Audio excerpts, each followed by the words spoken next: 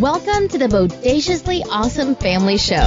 Bodaciously Awesome Family Show. The only show dedicated to helping parents maximize their kids' experiences and for kids to reap the fun. Here are your hosts, the Bodacious family, Adam, Anthony, and Zachary. Hello. Yay! Yeah, welcome. Hello. Welcome. I already said hello like 4 times. Welcome. I'm good. To the Bodaciously Awesome Family. Show. The only show dedicated to... Something. I don't know. My brain feels like scrambled eggs right now, so. Yeah, I mean, this is kind of going to be a weird episode because, yes, we are on scrambled brain eggs right now. And I thought, you know what would be great? Let's do a podcast right after watching it. That's right. Let's get all scrambled brainy and then podcast about why our brains are scrambled. And we podcast that about the why they're scrambled while they're scrambled. Yes. And that's going to be my answer for a lot of things. Because all the king's horses and all the king's men cannot put the scrambled eggs back together again. Yes. Exactly. Yes. All right. So, Anthony, what is it that we're going to try to be less confusing about? And I don't know if we're going to be able to succeed. But we're not going to be able to. Yeah, right now, if someone's just bam, they're like minute into this, and they're like, I have no idea what's going on. And that is how they will feel for the next 14 minutes or so. Exactly. So what are we talking about? Tenet. Now, if you spell that backwards and then pronounce it, what do you have? Tinate. No, it's Tenet. It is. Yeah, so we were talking, so we're a little late to the party, but not by much, because it's all COVID. It's a COVID party. We're talking about the Christopher Nolan movie Tenet. Yes, that is what we are going to be talking about. That one I know. So we just watched it. We finished it. You looked at me and said something like, "What?" That, I think those are my exact words. That's an exact quote, yeah. And I said, to the podcast studio. Yes. And you're like, mm-hmm. And I said, we will figure it out in the studio. That is exactly what you said. All right, so Anthony, I'm actually intrigued, given your colorful descriptions of movies anyway. Oh boy. Can you please, because I honestly don't know if I know. I just spent 2.5 hours, and I'm pretty sure I have no idea. Can you please tell me what that movie is about? Yes. And actually, just go with the plot. Don't even go with like subtext. What's that movie about? So there's this guy, and he may be the protagonist. He says that a lot. Yeah, but he's not sure. He's the hero dude, and then he is. I think he is pronounced like dead. Yes. So that's at least what it is. he dies at least once, maybe 3 times. Yes. So everyone. So he's shot. He's blown up. Although when he's blown up, he actually almost dies of being cold. Yeah. And then, basically, what happens? Just the rough draft. He has to steal a drawing, but then there's a bunch for no real reason. No, not really. But then there's a bunch of dudes like running around in reverse and stuff. And then there's a Russian dude who's gonna end the world by committing suicide. By his wristwatch. By his Garmin tracker, yeah. Right. And then by his step counter. He used to live like, is he trying to get his steps? The hero dude has to go backwards and do stuff. And then there's a bomb, I think. And then there's a weird cube thing that they're chasing around. But there's multiple parts to the cube thing, although you only ever see one.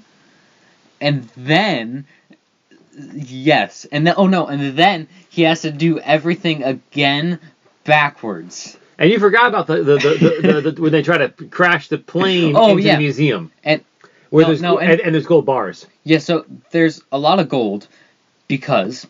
he has to beat that one guy to death with the gold bar, obviously. Right. And they crash the airplane into the vault things they have. Vault, yeah. I actually understand this, though. Because they have these vault things inside the airport so they don't have to pay taxes. That's correct, yes. Yeah. I mean, according to the movie, that's what happens, yes. So to steal the drawing, they have to crash the airplane into an airport to activate all the security measures so they can't breathe. The drawing, by the way, which is a fake, which is why it's in the high security area. Because the Russian dude thinks it's real. But he knows it's not. But he knows it's not. So, that is the Tenet. Okay, so here's the thing, is that, yes.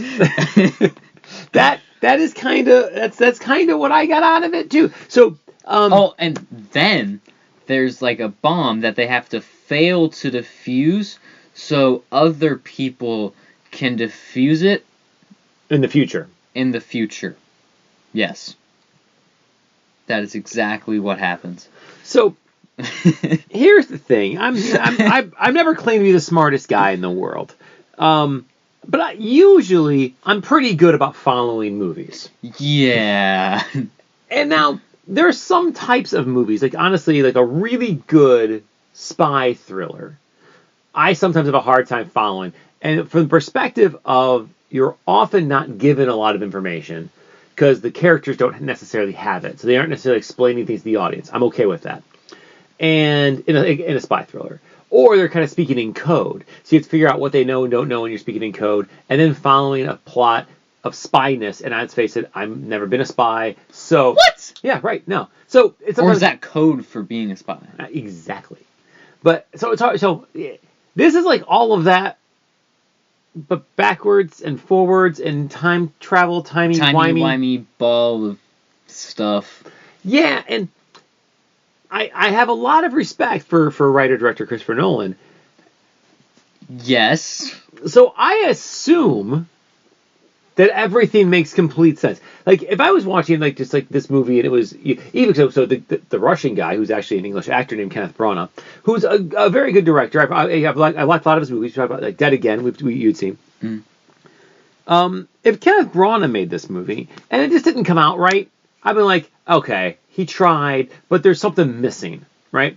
I have more respect for Christopher Nolan in that regard. So I assume that all the pieces are there, and I assume that he says one of two things. He either says, my audience is dumb and they're never going to get it, or they'll totally get it on the second, third, fourth, 10th, 18th watch. So I do believe that this would actually get more comprehensible on future viewings. Like, even when they weren't going backwards, it was still kind of hard to follow, because they're like, okay, we have to do this, and to do this, we have to do that, and to that, we have to do that, and he just keeps going, which made it kind of hard to follow, too. Yeah, like, even like the first scene, which was really, the Opera House, it was very cool, and I'm like, man, this is really good, I'm really into this. I don't know what just happened. So, there's sleep gas, right? But there's a secret people trying to... and then they wear the patch on their arm, but it's not the real patch, and someone finds out. So then there's dynamite. Yeah, that's all. So in the Opera House. In the Opera House. Yeah, all that happened. That's the first scene. And that relates to the drawing by transfusion. Well, this is when he gets the first time the dude dies, and then but the other guy who knows all about the Opera House who wasn't there was also very weird. Now, does he actually die, or is he being pronounced dead so people don't know he's alive? He was pronounced dead. So that's actually one thing I think that he actually explained kind of well. So this all sounds so strange. So in the Opera House scene, he's trying to make sure the bad guys don't get away, and the bad guys do get away, and he's trying to protect something, and instead of having them protect it or giving up information that he wasn't supposed to give up, he eats a suicide pill, and then he quote unquote dies. He's put in a medical coma, and then someone else like revives him. He's like, yeah, well, we didn't know if you'd really die or not, if you'd actually kill yourself, but man, you totally passed that test. Right. Because he killed himself instead of giving up information about something. Wait. Does that mean that when the Russian dude has the suicide pill at the end, it's not actually going to kill him? Yep. Oh, okay. I mean, that's what you're led to believe, because it's the same one. And he even makes a comment about it. So the Russian dude makes a comment about the suicide pill. I can't remember what the comment was, but again, that's what I'm saying. So for Christopher Nolan, I imagine he wrote this script over the course of like 20 years, and he wrote it like 4,000 times. I imagine every single piece connects back. I assume that this is far more intelligent than I can possibly imagine. Because Christopher Nolan's a really smart dude. I mean, absolutely. And I think that that craft and care shows. He does not do things quickly, right? Or, he isn't... That's why we only get like one movie every 5 years. Yeah, I mean, I don't think that he just kind of whipped this out in the last year and said, hey, here's this really kind of weird thing I got. I think he's been noodling it, right? Like, you look back... I'm sure that in his mind, this is like far better than Inception or anything he's ever done. Which is Inception still is the masterpiece. And Inception, by the way, is not what you'd call straightforward. But I could still follow it. I actually followed Inception, and I thought pretty well. I was pretty proud of myself. Inception, I believe, for me, by the way, as a side note, I think Inception seems confusing. So you get the dream within a dream within a dream within a dream aspect. Inside of limbo. Yeah. But when you pull that out and you say, okay, here's what each is going on in each, and that's how you understand the time lapses, I actually think Inception is actually pretty straightforward. Yeah. But it appears hard. So here's my problem, is that the average film goer, like in Inception, by the way, cool visuals and cool fight scenes, so the average viewer can be like, wow, that was cool. I don't know if I understood it, but I kind of get it. Well, Tenet had cool visuals and cool fight scenes too. Not nearly as cool as Inception. Not nearly as cool as Inception, but they were still cool. Yeah. But it's so indecipherable. Indecipherable. I've heard it both ways. I have to. So, but it's such a hard nut to like. I don't think I've ever seen a movie that was that, especially like a supposed blockbuster, like a movie they put that out to make $500 million. Like what? Okay, hold on. So I'm gonna put the pause. What's more confusing? This is completely random, by the way. That Tenet or that movie Primer that you want me to watch when it comes on Prime? Because you said Primer was really confusing too. Primer is gay. Well, that's a great question. And I'll admit that the Primer also is a movie you have to watch more than once to really understand some of the stuff that happens. Primer is far more accessible. Wow. Okay. Primer. And by the way, you have told me that's the most confusing movie you've watched. So yeah. Yeah. Okay. So Primer, which is a time travel movie, and has it's like time loops inside of time loops inside of time loops inside of time loops, far easier to understand. Okay. That's exciting. Yeah, so what I'm saying is that I think that Tenet might be the most inaccessible blockbuster of all time. Because even, again, after the first scene, and I'm like, okay, I got it. I'm in it, right? And then they kind of go into the drawing thing, and I'm like, okay, they're making a Bond movie, right? Yeah, that's what I got. Like, okay. Yeah, they're saying, like, oh, because also now they're in, like, in foreign countries with beautiful scenery on cool boats. There's like, the woman Bond girl in distress. There's literally a Russian dude. Right, literally a Russian dude. Right. Yeah, they're making a Bond movie. Like, okay, totally get it. And you're definitely in a Bond movie. It's Casino Royale. It's whatever. And then it goes off the rails. And then they go backwards. Right, and by the way, they're going to. They set it up. Like, it wasn't even shocking when they do it because you've already been... The plot's been a little laid bare to you already. I figured it out about 15 minutes in, like, oh, they're going to go completely backwards through all this, aren't they? Yeah, I did too. Like, okay, they're going to hit a pinnacle and then work their way back down. Yeah. Which is pretty cool. It was. I guess my problem with it is that in its own way, and it's different... Inception does the same thing. No. Not at all. Please explain, because that makes no sense to me. In its own... Okay, so you have this weird idea, right? So in this case, it's this it's the backwards time travel thing, right? In Inception, it's the dream layers and the dream within a dream, right? And so you get kind of introduced it in the beginning, and then you get a middle sequence where they're kind of showing you what's going to happen, and then you get this rather elaborate end sequence where Inception thing starts going wrong, and then you have these different dream layers to try to work your way back out of. So you know early on that that's going to happen, right? And there's going to get all timey-wimey on you.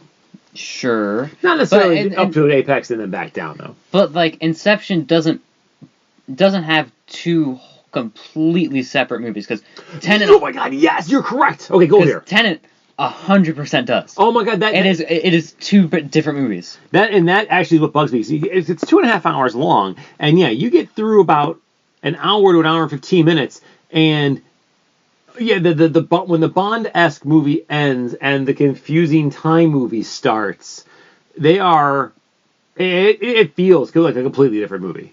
Yeah, and there are parts of the second movie that are very cool and very well intertwined with the first movie, but there are other parts that I don't know, maybe it is. Like when they blow up the building in the past and the future at the same time. And in different spots of the building, so one side's in the middle and it's at the top and it's in the middle again. Right. So that's, again, I imagine that on second or third or fourth or 16th viewings, that especially, I bet it's like a lot in the dialogue, some of that starts to make sense. Yeah. Now, here's the second. So there's still two problems there. One is that, again, it's completely inaccessible, like for mass audiences. The fact that this was meant to be in a theater, right, where you had to go see it. It's just insane. Right. And the fact that even Nolan released it in theaters during the pandemic. He's like, you got to watch this theater, which maybe you could. Maybe that makes it better. I don't know. But, honestly, I think that would be pretty cool on the big screen. Oh, I think it would be amazing on the big screen. Yeah. But it's so inaccessible. I think you'd have so many people going, what? All the time in the theater. So no one would have any clue what's going on. And then you still got to watch it again on the small screen to kind of make any sense out of it. And the sound mixing is so weird. The sound mixing is... I loved the sound mixing. I thought the sound mixing was great. Because they have, like, forward sound effects in the first half and then backward sound effects, and they have the cool music. I thought the sound mixing was phenomenal. It is. Well, yeah, I agree with you on everything you said, by the way. Yes. I thought because they started doing some of the backward sound, even in the beginning. Oh, yeah. Because, again, even in the beginning, there's some backward sound. And then it kind of builds up and then goes back down. And you kind of figure out what they're doing, and it is very cool. And actually, I actually love the music. I thought the music was great. It's very weird, but it fits great. But it's also, the music is overly loud. The sound mixing is a little confusing. And sometimes the characters just kind of mumble. A lot of the time. So I think there's a lot of detail in the exposition that you just don't get. Because you don't think it's important when it kind of is oh yeah. Yeah, because I when I watch a movie, I typically miss a lot of dialogue. Because when they start mumbling, I'm like, oh, okay, well, I don't need this. Right. Like you even mentioned at one point, so there's a plot device where when you're in the backwards life. Okay, yeah, this bugged me. So when you're going backwards, you're not supposed to be able to breathe because lungs, but there's this girl, right, the James Bond girl, and she can breathe perfectly fine without her oxygen mask thingamajigger. Yeah, so I assume, again, because I assume that everything makes sense within multiple viewings. And I would not make this statement with many other filmmakers, but with him I'm going to. That I assume that's explained somewhere. I'm assuming, like, as a throwaway line, oh, well, you were a master swimmer in high school and you can hold your breath for 5 minutes, so you'll have no problem with the lungs. I don't know. Like, I'm assuming that we just missed it because we didn't think it was important. But even when she's supposed to be going backwards, but she's trying to pretend to be going forward, she's making erratic movements and trying to stay in one place a lot. Like she's often like just like she's on a boat and she's like hosing herself down like as a shower. And I think she keeps doing that so the person who she's trying to be communicating with doesn't realize that she's moving backwards. That's what I got too. Yeah. Yeah, which is very cool as an idea. But there's another part that made so we were watching it, and there's a part where 3 characters are on a boat. That is correct. And you see behind, and oddly, there's one of the scenes. It takes place in the middle of the ocean. There was a whole bunch of, it's in a wind farm, so a whole bunch of wind turbines in the middle of the ocean. Naturally, because that's where wind turbines are. Yeah, and this really confused me too. Yeah, so and they're on the boat, and you see a wind turbine pass or whatever, and then all of a sudden you see a wind turbine, and it's like if you're looking at it going from left to right across the screen. It just stops. It just stopped and then went backwards. Yeah. Oh, and that happened, and I kept seeing it. It's like a jump cut, and you're like, okay, that's just weird. But it happens numerous times during the scene, so you're very clearly not... I mean, I think it's very obvious clue from the director to say what you're seeing is not necessarily taking place as you think it's happening. I just thought of something.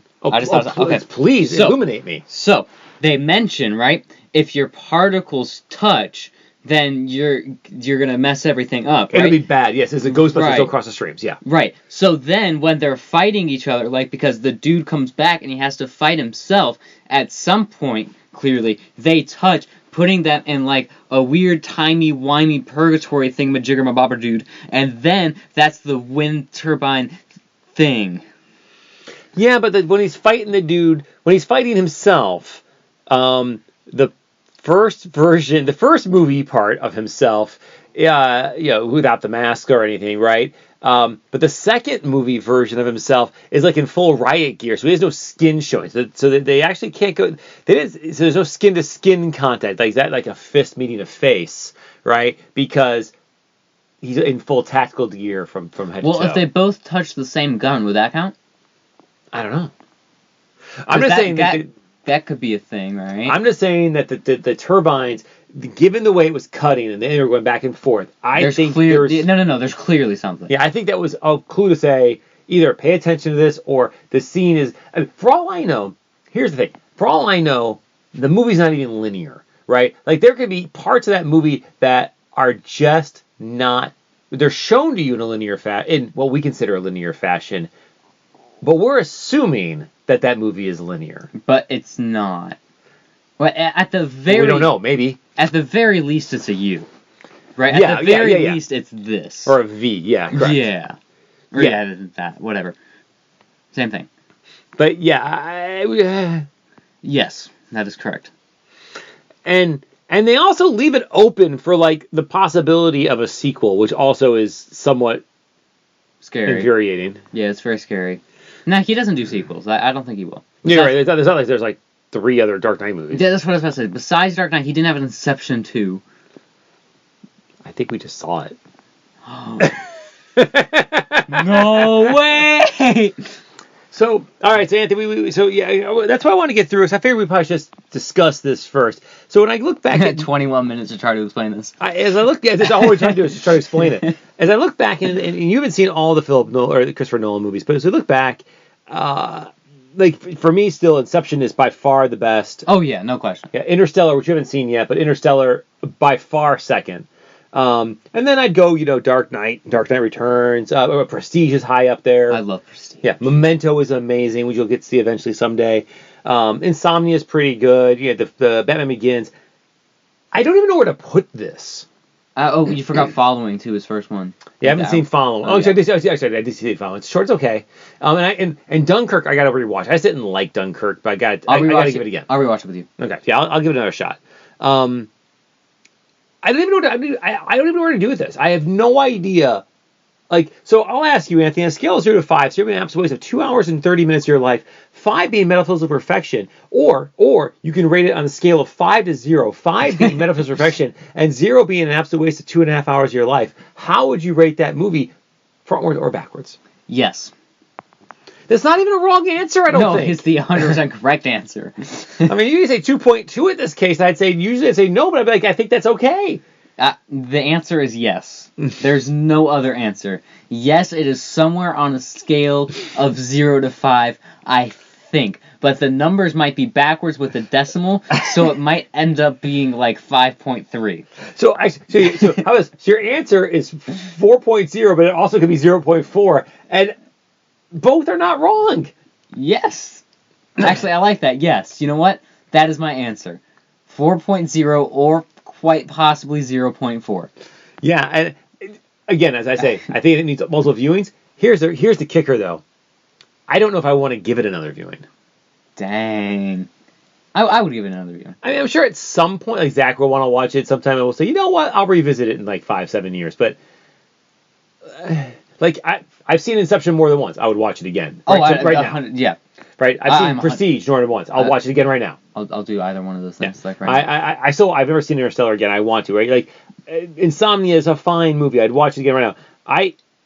I can't think of a movie that I thought was very good. Like, I mean, technically, it's great. Oh, obviously. Yeah, and I think there's a great movie hidden in there that either maybe I gotta watch with subtitles on.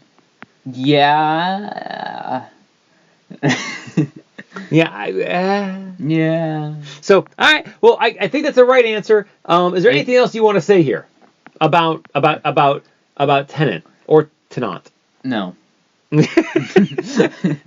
right, fair enough. My head hurts too much to talk more about it. All right, well, everyone, I'm kind of done. Then we're out. I need to watch like some Arrested Development or something. This is hurting my brain too much. Enjoy. You should go watch it. Watch Tenet. Tell us what you thought of it if you have already seen it. Because you tried to. And if there's anyone out there who can tell me what the movie's about, that'd be awesome. That'd be great. And I want to hear what it's about, but like in less than 400 pages. And also backwards. Yeah. Well, I wonder backwards and forwards. I wonder if the book's like one. Like, if you ever write, I wonder if the book is one big palindrome. Yes. That would be amazing. I bet it is. I think they should just call. Honestly, the movie should just be called Madam, I'm Adam. That would. Whoa! Whoa! I blew his mind. I did not know that. That's cool. Unbelievable. So, you know what we will do as a palate cleanser? I have the perfect palate cleanser. What? It's a Weird Al song named Bob. No thanks. And it's all of the lyrics are palindromes. Wait, really? Honest to God. Okay. All right, everyone. Talk to y'all later. See you next week. Bye. Should have just called it Bob.